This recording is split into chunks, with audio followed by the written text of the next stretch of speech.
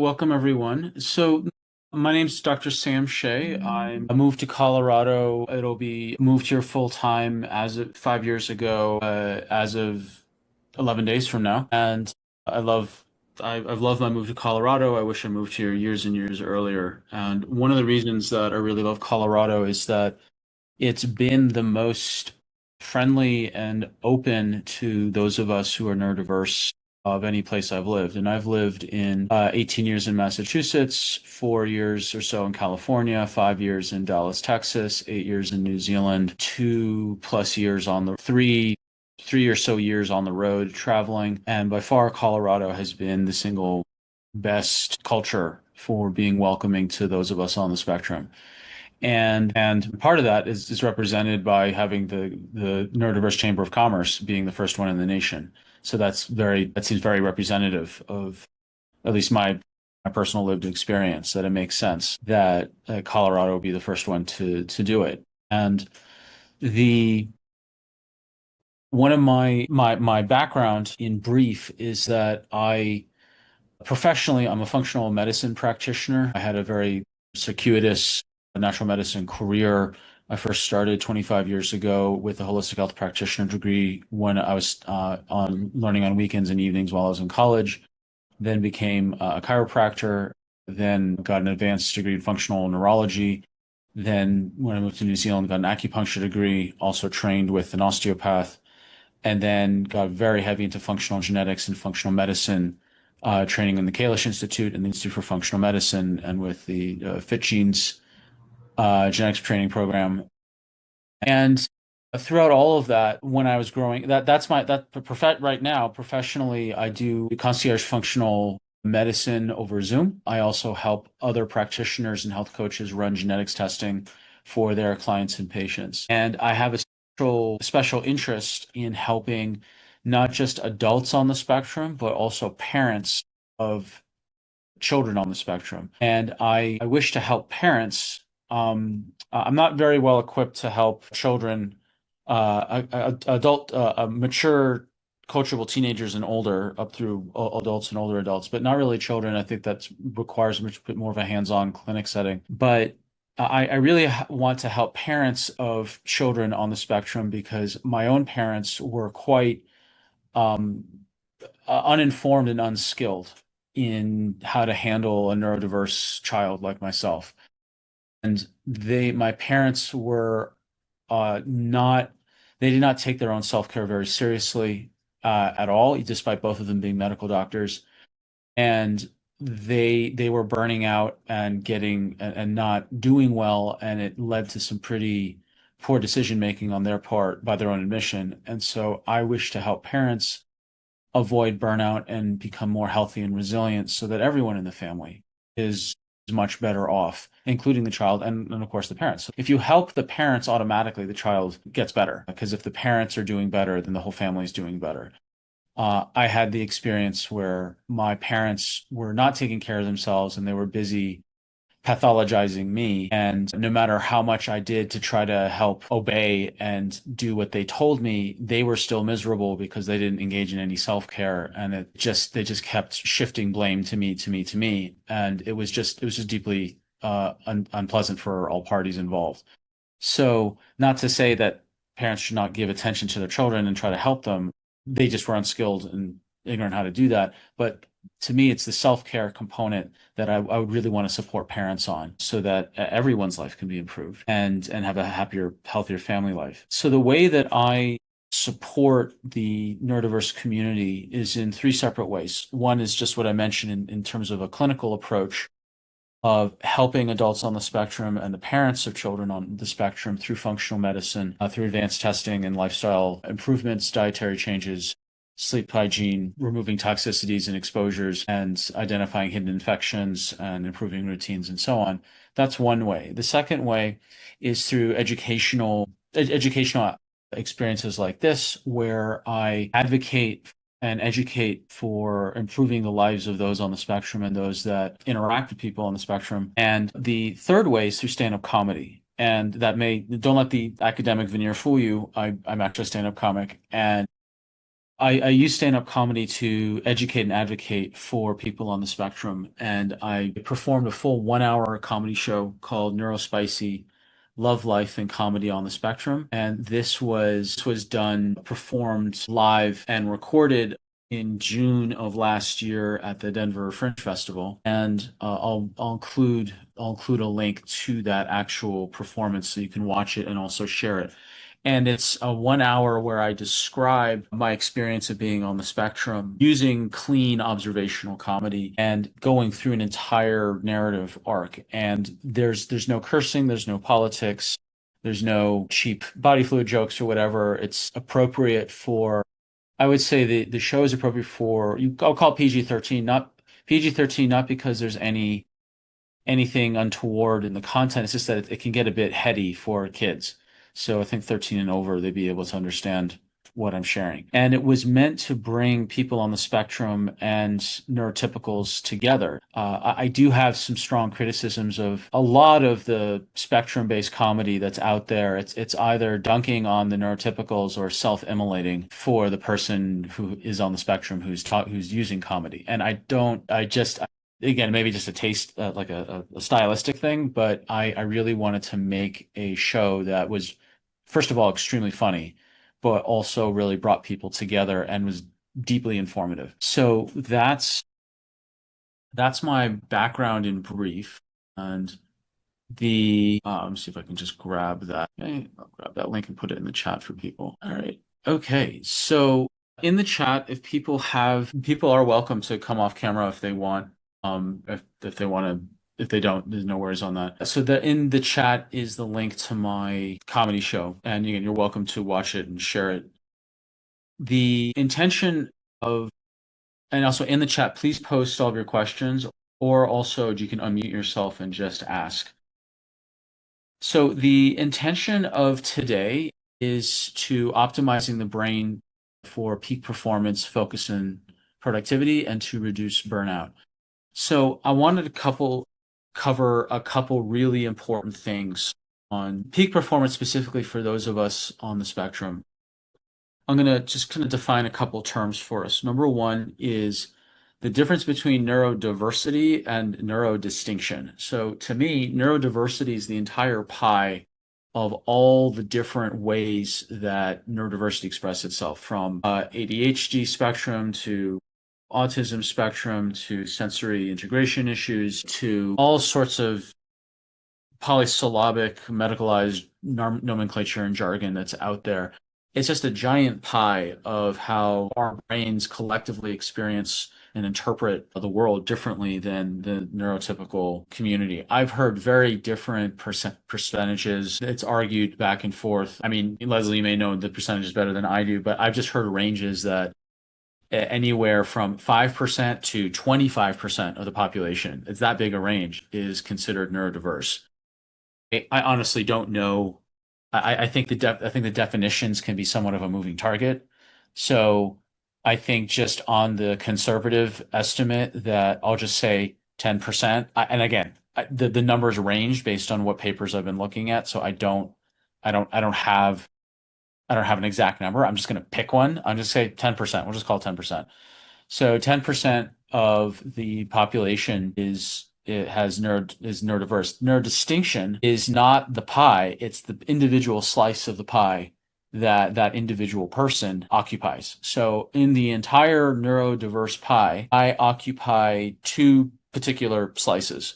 I have mild ASD, which I would call Asperger's syndrome. And then I also have mild ADHD. And this has been diagnosed by a local PhD diagnostician who I went through the entire multi-hour battery of tests. And so those are the two pieces that I occupy. Now, I wrote the show before I knew I had ADHD. I mean, I can't take credit for this joke, but someone said, well, you weren't diagnosed, but you were peer reviewed. It's meaning my behaviors, was clear to everyone else, but I didn't have the official label. I did do the show based on having Asperger's syndrome. Now, for those that are listening, the term Asperger's has fallen out of favor, and I address it in the show, but in short form, for those that don't know, Dr. Asperger, who first diagnosed the the process back, in his research starting in like the 40s. He had very uncomfortable connections to the Nazis, and the Nazis used his work to justify the sterilization of, quote, undesirable children. And it's deeply debated, hotly debated, whether or not Dr. Asperger was complicit. And so, because of his association with the Nazis, or at least what the Nazis did with it, the term Asperger's has been removed and has been subsumed into just autism spectrum disorder.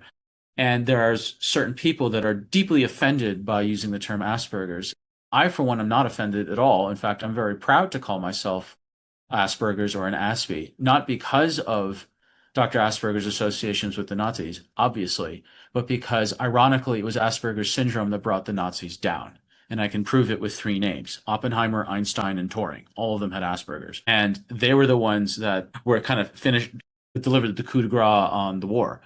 And so to me, I think that it's really inappropriate to hide the complete history of people who have Asperger's syndrome because just the founder's name has this very uncomfortable association with another group of people that co-opted his work. So I'm quite proud of the term Asperger's syndrome, not because of Dr. Asperger's, but despite him. So that's my history of how I got involved in what I do, those three separate ways: clinically, education, and comedy. So for dealing with improving peak performance and focus and avoiding burnout, the there's a first of all is to know where on the neurodiverse pie one lives. So we have neurodiversity, we have neurodistinction. So if I know from a neurodistinct standpoint I have Asperger's and ADHD, then that opens up an entire kind of treasure box of different understandings, different jargon, and different tools that have been vetted or in the process of being vetted that are specific to what I'm going through. And then there are general things that can be done that stabilize everybody. So the things that are specific to, the things that are helpful for everyone, I'm going to cover first for everyone who's on the spectrum, because if we can get the basics covered, it's just going to be better off for everybody. Now, the very first thing that people can look at is routine, sleep, and exercise. Now, this may be obvious for people who are hearing it for the first time, but it's always good and appropriate to have some reminders. So one of the things that living in a sensory overwhelmed state, and this is part of the issue of being on the spectrum, is that our apertures of sense perceptions are dilated way open. So sounds can be brighter, sounds can be louder, light can be brighter, taste can be stronger, smells can be stronger, touch can be stronger. It's very dysregulating because it's much harder to filter all of the sensory input. So for me, as someone who's got Asperger's, like it's very hard for me to filter a signal to noise ratio because it's all signal, no noise. And for me to navigate all the different things that are happening in my environment is really overwhelming. And if I have stable routines, then there's less for me to navigate. And then if I can also have personal agency over the sensory input that I'm exposed to, then my life is a lot easier. So with that in mind, the routines that are the most important are the morning routine and the evening routine, because those are the bookends of the day. If people can really have full agency over the first hour or two and the last hour or two of their morning, then that can set one up to have as a grounded, solid experience during the day without being unnecessarily dysregulated. So what does a routine look like in the morning, as an example? One of the things that can really harm people's brains and hurt their performance and hurt their focus is they're dehydrated. So if people wake up and have coffee, they actually become net dehydrated because coffee is a diuretic and coffee will dehydrate you. Now, there's lots of people that say coffee is great, particularly if you jam coconut oil in it, and there's all sorts of these hidden benefits and all the rest of it. Okay, number one, there is a genetic percentage of the population that has quote, caffeine-induced anxiety and depression. I'm one of those people genetically. I do genetics for a living. It's one of my expertises. And so there is a percentage of the population that cannot tolerate caffeine because they're conflating energy for anxiety with energy. So coffee is actually counterproductive. Number two is that the US is notorious for being the repository of the world's worst coffee, moldy, poor quality coffee. You have to actually go out of your way to find mold-free coffee in the United States. And there are about a dozen or so brands that do test for mold. And so some people, if they have coffee, they're getting a double whammy. They get dehydrated and they're getting exposed to mold, which is not good for anyone. So instead, I want people to wake up and drink like about a quart of water to hydrate. It will also then help move the bowels because when you stretch the stomach from the quart of water, you are actually expand. Now, these are general numbers. Obviously, this is, depending if someone's super short or, a 7 foot tall 300-pound pro wrestler, the volume of water would differ. The moving one's bowels is very important in the morning because if you want to be able to get rid of toxins on a daily basis. People may not have expected to come onto this call and talk about bowel function, but here we are. And I got involved in natural medicine because of my severe constipation issues growing up. The very first book I ever read was Dr. Jensen's Guide to Better Bowel Care when I was 16 years old. And both my medical doctor parents and my pediatrician both thought only pooping once every 3 to 5 days was, quote, normal. It's not. It's actually quite bad for you because then everything you're trying to get out gets recirculated back in through your bloodstream and your liver works overtime and it's very unhealthy. So if you're drinking water, if you drink a big thing of water, and then train your body after you drink that water, you go and you sit and you just train your body. This is the time to poop.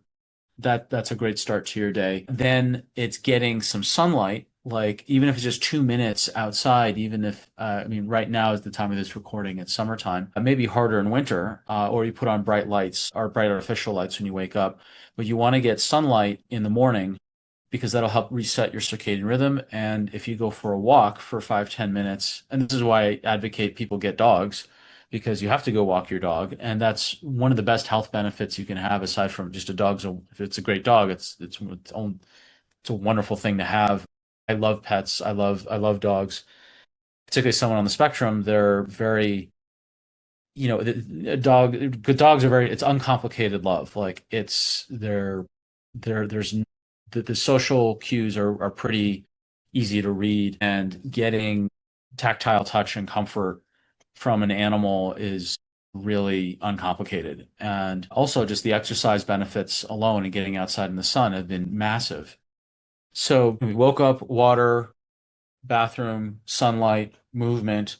And then with there's exercise is one of the most powerful things that can be done to help regulate, improve brain peak performance, focus, and avoid burnout, as long as it's not overdone. Now, people have heard of high intensity interval training.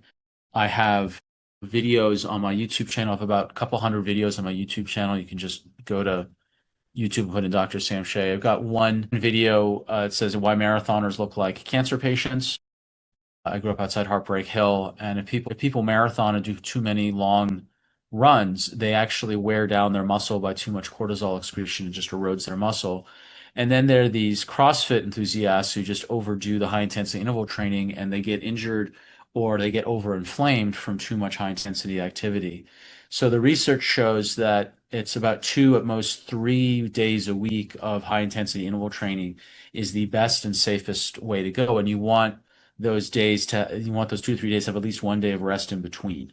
And that's the optimal pacing for high intensity interval training because you need a day to recover. And what I would say is that if people wake up and they walk and then they come back and they have, whatever, 10, 20 minutes blocked out for exercise.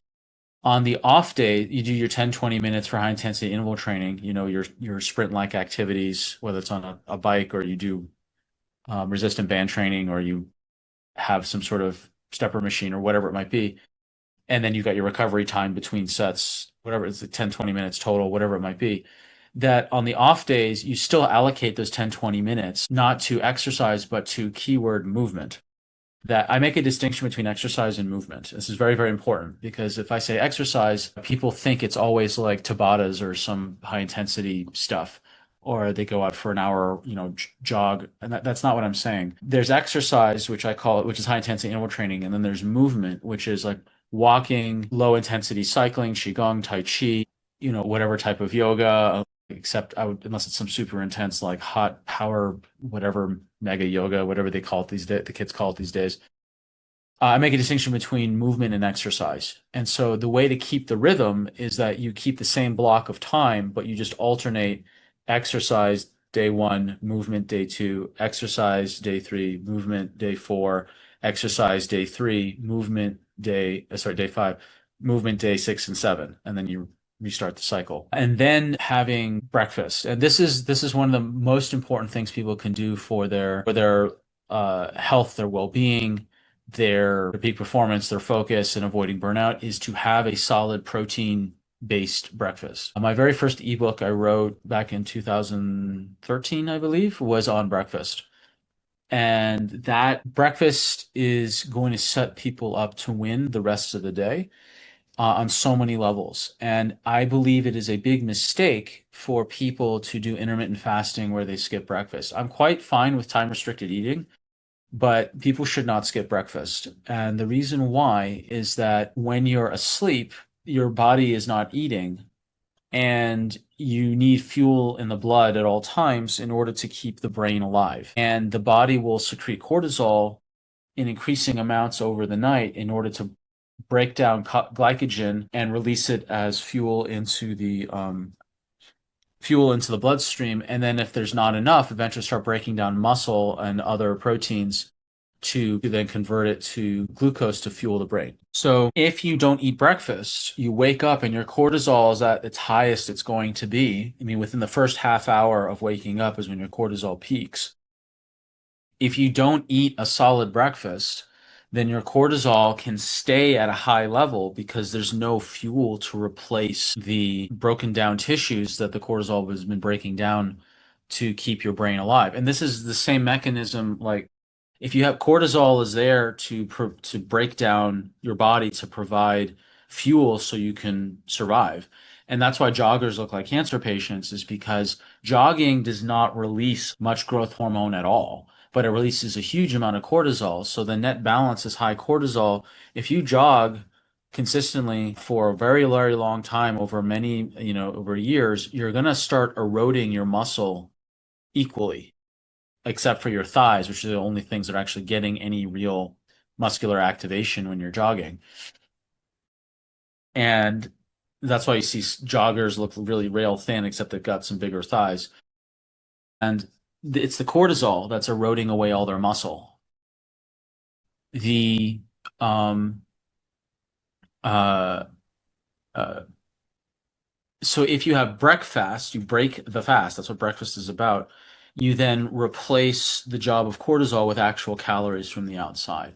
So if people are going to do intermittent fasting, fine, just skip dinner or have a big dinner and then have a big a breakfast and a big dinner and have your 12-hour break when in between breakfast and dinner, and that's your time restricted eating or your intermittent fasting, or you have breakfast and a really early dinner, so you have your 12 to 14 hours of fasting from dinner to breakfast as your window. That would be the morning routine. And if you want to add in any slow breathing techniques or meditative or contemplative practices in there before breakfast, that would be ideal to get your parasympathetic or rest and digest functions going. So that would be the morning routine. And then the evening routine is something I came across was called like 3-2-1.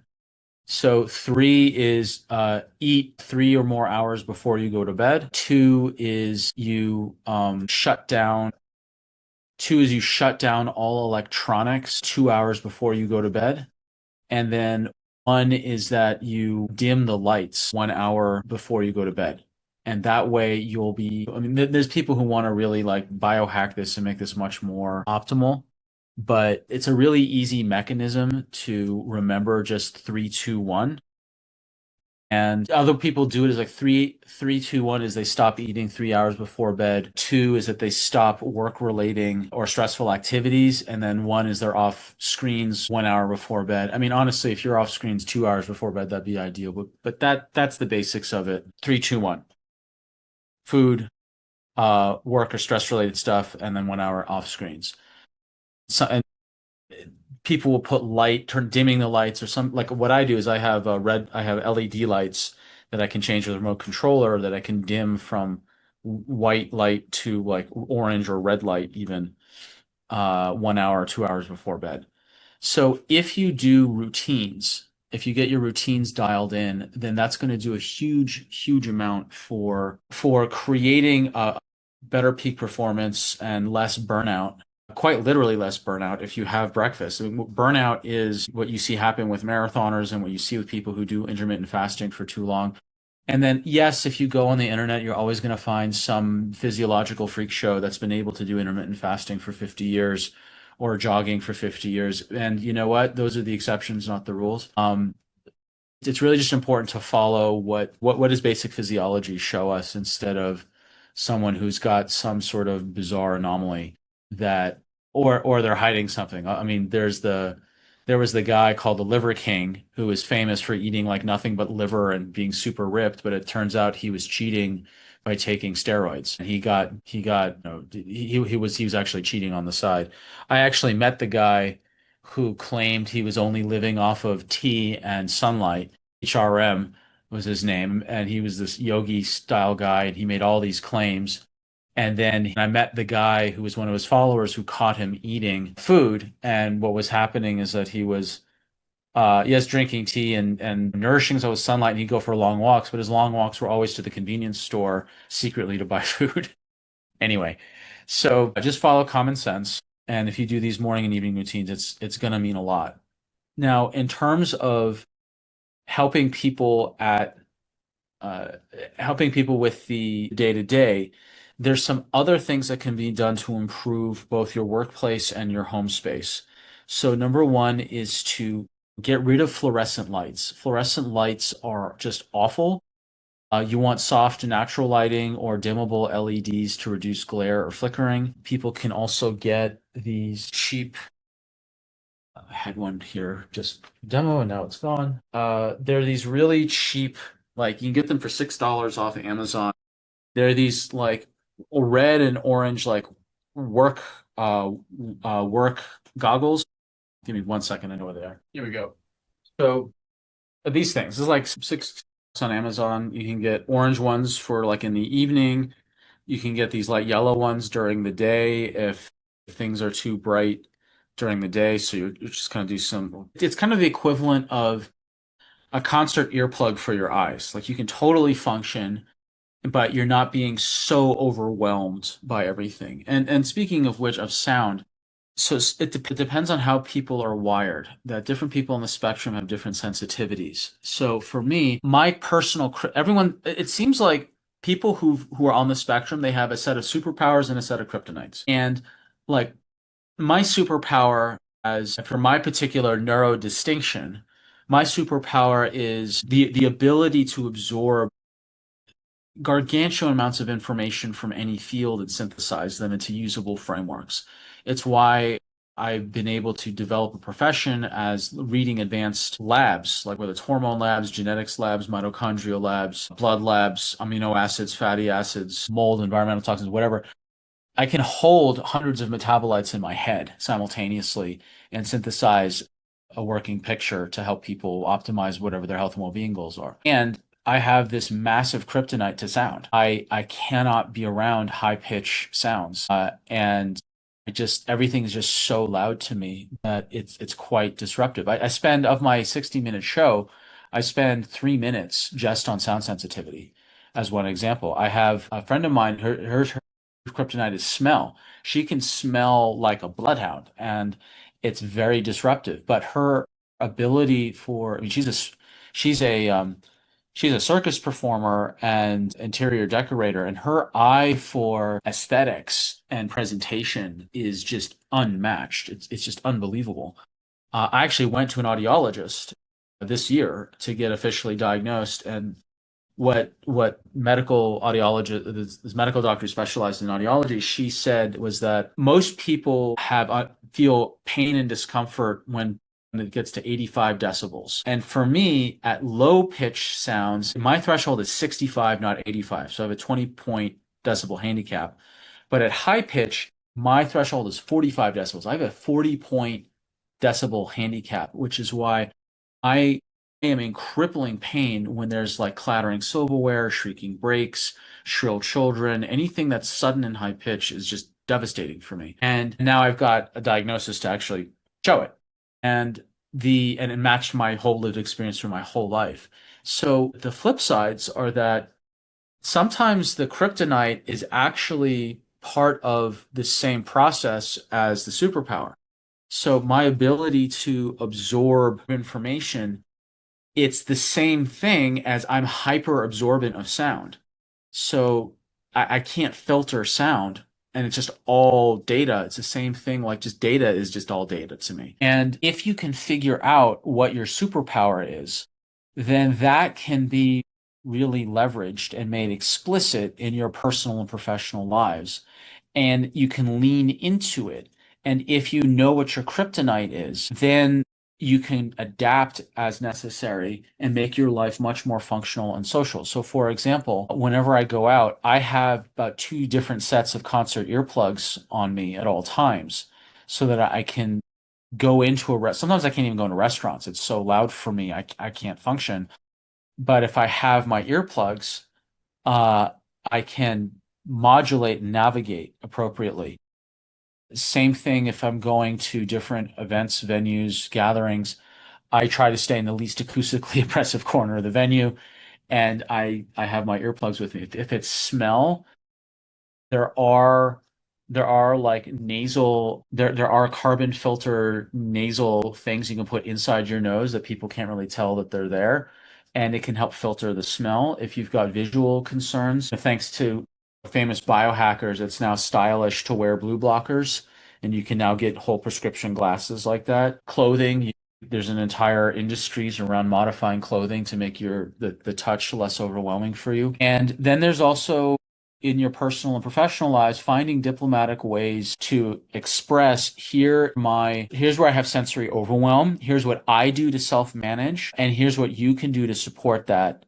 And if you're willing to support me, that'd be great. And I'm be much more present with you instead of me having to manage the sensory overwhelm at all times.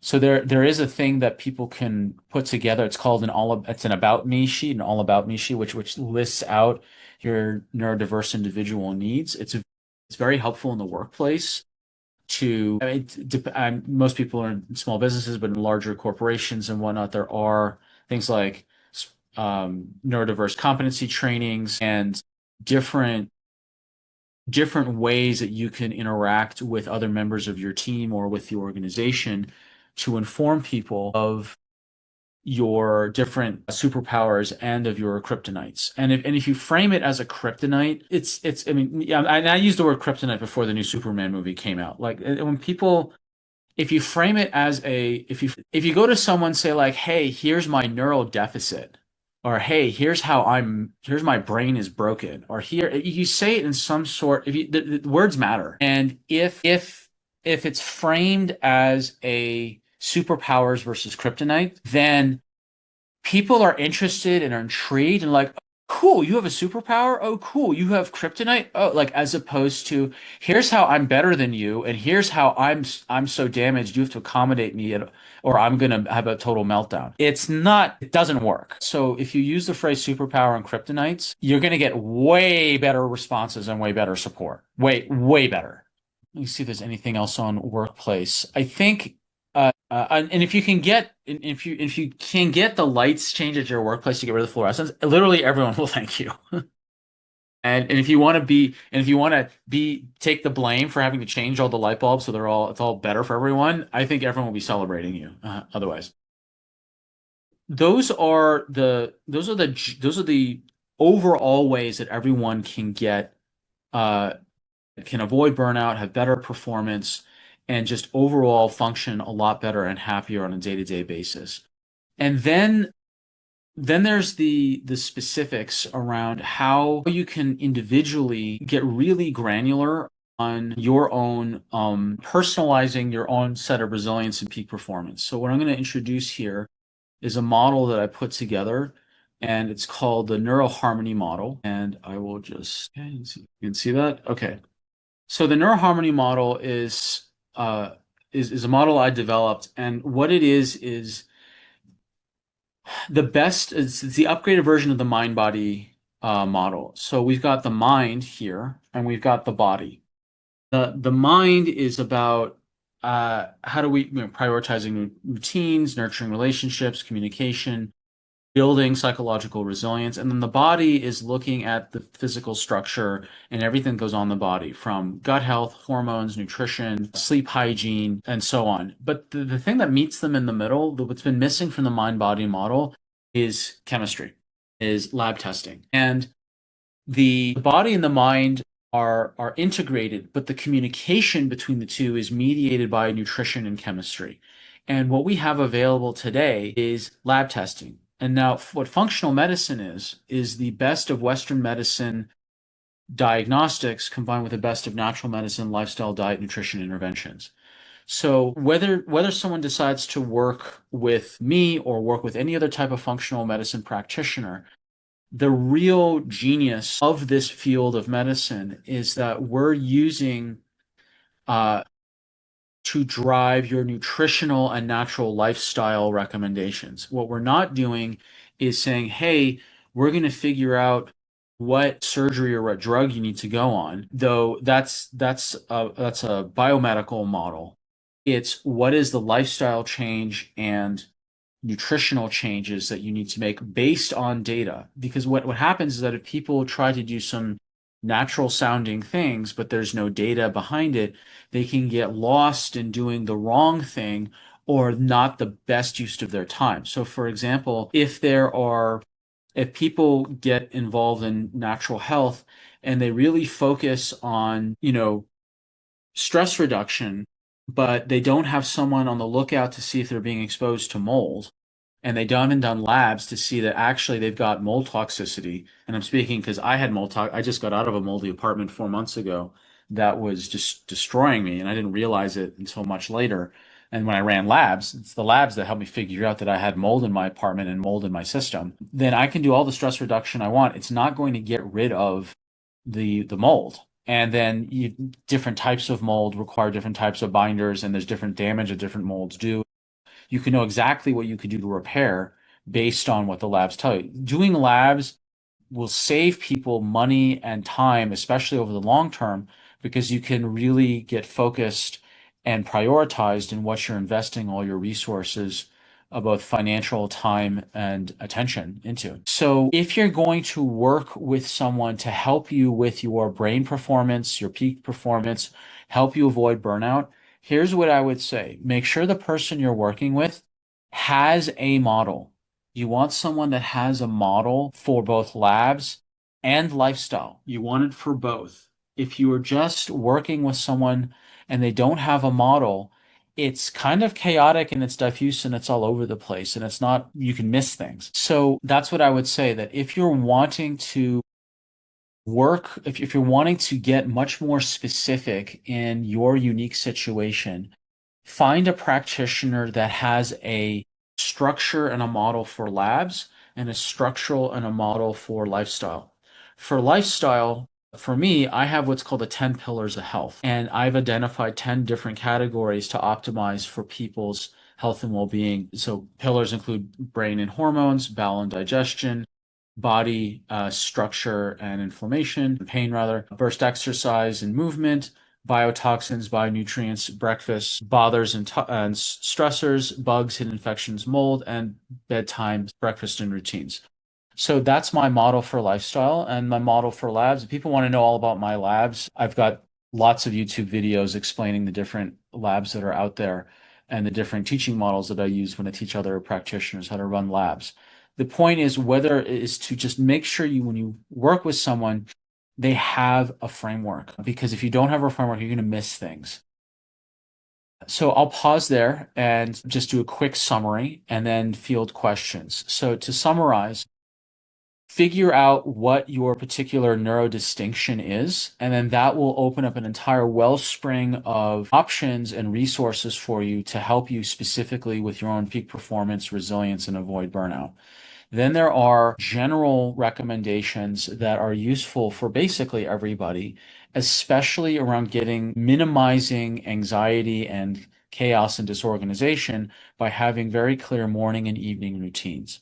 Morning routines, I would recommend include the following: waking up, hydration, bowel movement, physical movement, exercise roughly every other day, and then more movement on the off days. And then if you have a contemplative or breathing exercise, then do that after, and then have a solid protein-based breakfast. And in the evenings, you follow a 3-2-1 structure. 3 hours before bed, you stop eating. 2 hours before bed, you stop work or stress-related activities. 1 hour before you get off screens. Then you can work on navigating what your kryptonites are. And kryptonites are generally just an overwhelm of one of the five senses. There's other kryptonites, obviously, whether it's sound or light or something else. And really inform those around you with the phrase superpowers versus and kryptonites. And that will help enroll people to advocate for you and support you in a productive way as opposed to a reluctant, resentful way. Then finally, the best way to get support is to work with a qualified functional medicine practitioner, ideally who also understands what it's like to be on the spectrum, so that you can get your individual lifestyle and your individual labs really optimized so that you can set yourself up for success, not only for the short term, but for the long term.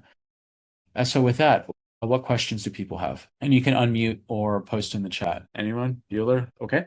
So I put my website in the chat, Dr. Sam Shea. Okay, questions. So what lab tests do you recommend? Okay. So there's so many different types of labs, and the labs really depend on what someone's situation is. And there's five categories of labs, and this is what I mean by having a system and a structure around labs. There's five categories. There's gut labs, hormone labs, mitochondrial labs, the bad stuff, mold, metals, Lyme, environmental toxins, and genetics. Those are the five major categories. And then there are different specific labs under each category. So for example, under hormones, there's adrenal testing, thyroid testing, and sex hormone testing. Under guts, there's the global gut general digestion and hidden infection testing. Then there's SIBO testing. Then there's food intolerance testing. For the bad stuff, there's mold, metals, environmental toxins, Lyme, and other super weird infections. And for genetics, there's about 7 different categories of genetics underneath that. So the best thing to do is to work with a practitioner who actually can figure out which of those labs is the best, is the highest priority or the top two priorities for you. Like, not everyone needs to run a mold test because they're not exposed to mold, to their knowledge. But there's other, like for a gut test, for example, there's 4 or 5 major gut tests that functional medicine practitioners use that are legitimate. There's a couple commercial ones that I feel are deeply problematic, but the good ones are GI map, GI 360, GIFX, CDSA. There's some really, really good tests that are out there, but ideally you work with a practitioner to figure out what test was the highest priority for you, because you can spend a lot of time and money on labs and it's not actually the most important lab you should be looking at. So this is how you know you're with a really good personalized practitioner, is they really customize the labs to your specific needs. Next one, is there a supplement brand that I use? So in terms of supplements, I've only got a minute left. Supplements is very tricky because ideally, I want people to have first prioritize their money towards the farmer's market and like fresh, local, in season, ideally like organic or biodynamic foods. And I want them to spend their money on real food before pills. And the number one best supplement that people can do to improve nutritional intake is chewing. That if you chew more, you absorb more. And so a lot of people lose a lot of nutritional value of their food because they don't chew enough. So I would say I'll put those caveats there first, that before we talk about supplements, let's talk about quality diet, ingredients, and chewing. In terms of supplements, look, I have my favorite brands, but they're all practitioner level, meaning that they're not just whatever is on the shelves at Walmart, Trader Joe's, Costco, even Whole Foods or natural grocers, because those are non-practitioner level brands. There's a whole, I use practitioner level brands because they go through a much higher level of extra safety screening and double checking for contaminations of metals, toxins, and if the powder ingredient is actually the powder that says it is, and the formulations are better and they're usually stronger, and there's much better customer service. So I've been inside one of these practitioner level companies, factories, and they have a whole set of rooms for quarantine of raw ingredients, because they'll send a shipment of white powder, we'll call it N-acetylcysteine. Well, I mean, I have friends of mine who manufacture in the film business, and the amount of fraud is unbelievable, according to them, and they're in the industry. And you can basically send, a giant, you know, metric ton of N-acetylcysteine, but an unscrupulous supplier will cut the powder with any other cheap white powder. And if you just take the little label they say on the thing, says, "Oh, this is all N-acetylcysteine," and says, "Oh, I got the piece of paper that says it is, so that's what it is," and you don't ever double check it, you can be dealing with fraud or contamination. So these practitioner level companies, they quarantine all the raw ingredients and they check. Usually, it's 16 random death sample cores from different directions, and they check it in the giant chemistry lab next door and put it through an NMR machine and other stuff and Rotovax and whatever to make sure that the ingredient is the ingredient and it's not polluted with toxic chemicals, heavy metals, etc. So you get what you pay for. There's a lot of practitioner brands out there that are good. There's like a dozen to 2 dozen that are I'm quite happy and comfortable using. The it's and all of them are good. It's an 80/20 rule. All of these brands are they're about 80% of them are the same because they all copy each other's formulas. I mean, let's be honest. So what's important is the differences between the brands is only at the outer 20%. What's important is that they double check all the ingredients and that their formulas are stronger and they're much more specific for specific conditions, and they've got really good customer support and educational support for the practitioners. The companies themselves differentiate by like, well, we use heirloom seeds for our thing. No, we use organic biodynamic seeds, or they specialize in certain, like we more women's uh postmenopausal formulation, where this company has more of the fibromyalgia stuff. Like that's where the differences really are. And for me to recommend a specific brand is, I mean, look, I have my favorite brand. It's conceptually, it's much more important you understand why to go to a practitioner, get a practitioner level brand, than to try to hunt out a practitioner brand. And by the way, if you go online and try to get a practitioner brand, Amazon makes things very challenging. Amazon jacks up the price of a lot of these practitioner brands. They're actually cheaper to get it from a practitioner than Amazon, believe it or not, in many cases, not all, but many cases. So yeah, I'm gonna not name the brand. I'd rather just focus on the educational piece if that's okay, because ultimately it's much more important that you understand the conceptuals of that than whatever brand I happen to be using. Any last questions?